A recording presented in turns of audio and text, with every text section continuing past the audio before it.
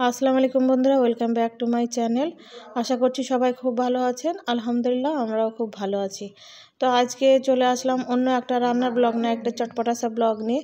Actually এখানে আমার ননদ কটা আম দিয়ে পাঠিয়েছিল। তো আমগুলো দেখছি আমের আমি আচারও করি, টক ডাল করি, এমনি চাটনি বানাই। তো এই আমগুলো থেকে একটু নষ্ট হয়ে গেছে, খাওয়াই হচ্ছে না, কদিন থেকে পড়েই আছে। তো বিকেলে ভাবলাম একটু আম মাখা করে খেয়ে ফেলি।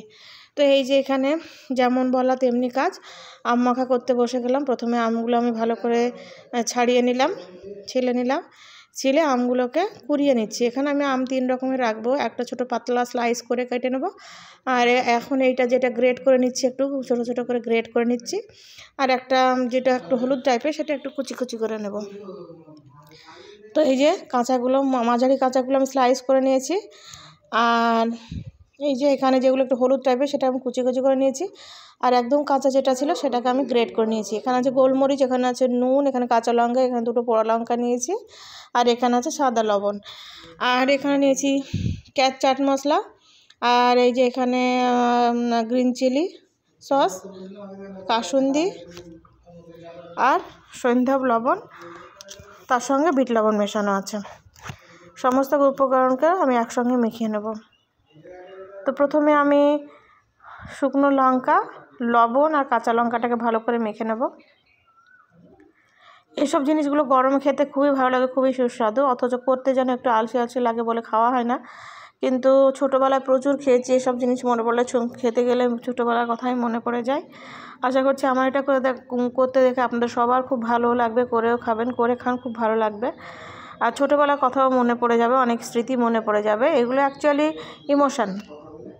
এগুলো খেতে গেলে একটা স্মৃতি, একটা ইমোশান, সমস্ত কিছু একটা হয়ে যায়। ব্যাপারটা তো সহজই, এমন কিছু কঠিন না, কিন্তু তবুও যেন করবো বলে করা হয় না, সংসারের নানা কাজের মধ্যে করা হয় না। তো আজকে আমি সুযোগ পেয়ে গেলাম, করতে বসে গেলাম।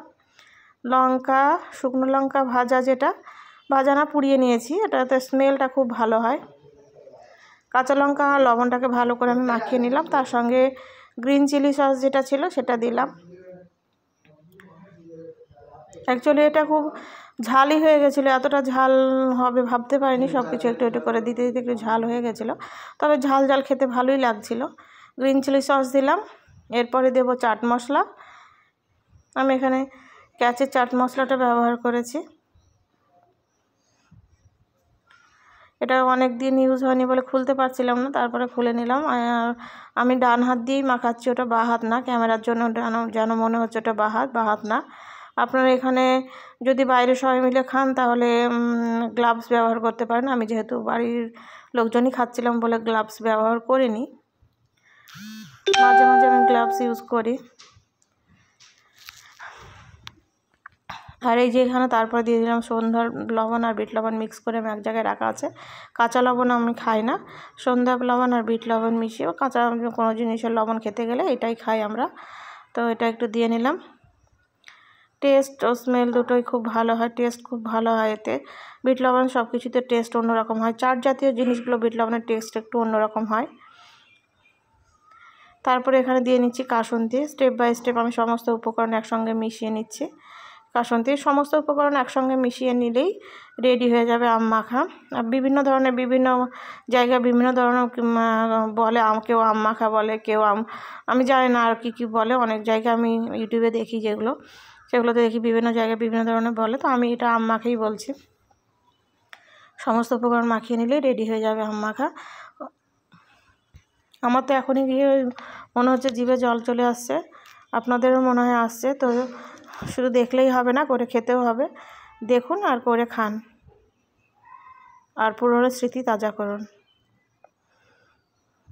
যাদের আমার চ্যানেলটি রান্না ব্লগ বা এই ছোটোখাটো জিনিসগুলো যাদের ভালো লাগে, তারা আমার চ্যানেলটিকে সাবস্ক্রাইব করে দেবেন, আর লাইক কমেন্ট শেয়ার করবেন। পাশে থাকার বেল আইকনটি প্রেস করে দেবেন, যাতে আমার সমস্ত ব্লগের রান্নার নোটিফিকেশানগুলো আপনাদের কাছে চলে যায়।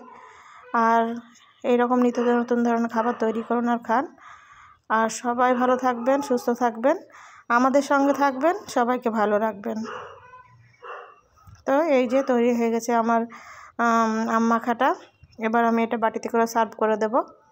বাড়ির সবাই মিলেই খাবো, তো তার জন্য একটু বেশিই বানিয়েছি। এখানে আমার পাশে আমার হাজব্যান্ড আছে, মাঝে মাঝে ওর হাতটা একটু দেখা যাচ্ছে। তো এই যে রেডি টু সার্ভ, এই যে আমার আম মাখা রেডি টু সার্ভ। এই যে আমার আম মাখা ready to serve. Thank you for watching my video.